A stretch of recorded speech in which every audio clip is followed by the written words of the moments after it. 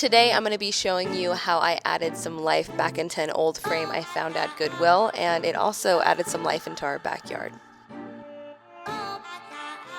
I'm going to walk you through the tools as we use them, but essentially you are going to need some tools that can sand, cut, stain, paint, and then support on the back end. And again, I'll explain all that once we dive into it.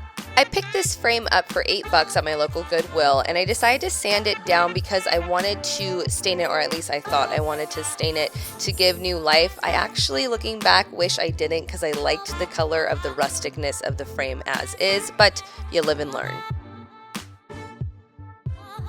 I flipped the frame over and measured out the opening on the back end where you would place the artwork, and I trimmed down the sanded piece of plywood that I picked up from Home Depot according to those measurements with my handsaw.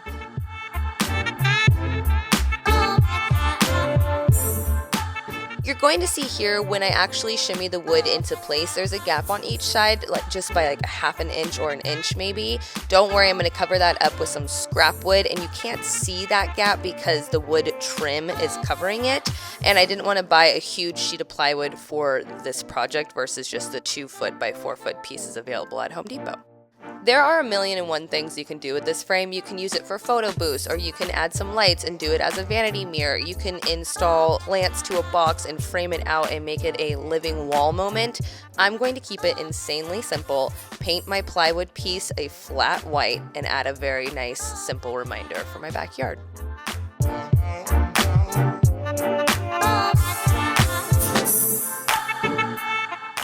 While that piece of plywood dries, I went ahead and started to stain the frame, but I don't know why I haven't learned my lesson yet. I don't like this dark stain whatsoever. I always think it's a good idea and I can never turn back. So what you're going to see is I'm going to stain this thing completely, and then it's going to kind of fast forward through my frustration of sanding it down once more and adding a stain poly on top of it to seal it. It's just a little too dark for me. As I mentioned before, there are 1,000,000 things that you can insert into this frame or use it for, but I've had these stencils or cutouts for years, and I decided they're the perfect font to trace onto the plywood for my quote.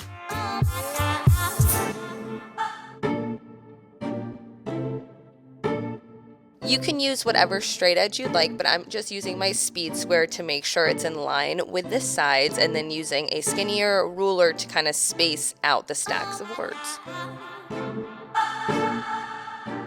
Now simply trace those guys with a pencil, peel them back, and paint.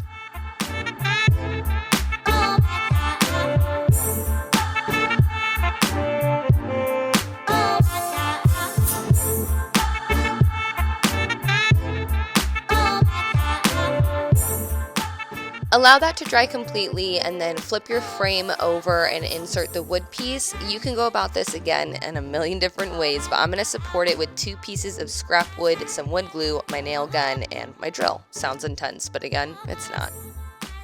I added some wood glue to the scrap wood piece and placed that where you see the plywood bowing. I'm not too sure why I decided to nail gun one side and then screw the other. I should have just screwed all the way around it to secure it. That will also in itself flatten the piece to the frame, so there will be no bowing anymore.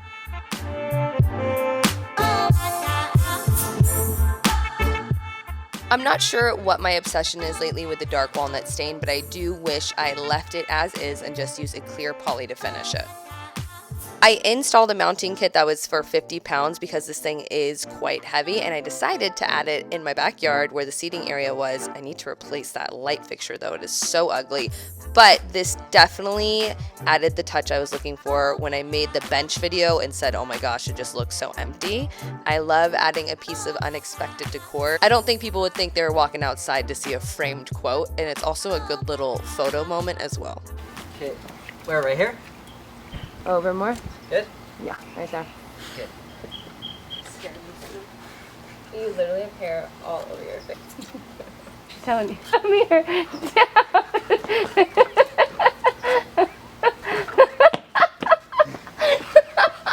That's so funny. That is all that I have for you guys today. I hope you enjoyed today's mini thrift flip. I will see you Wednesday for another DIY.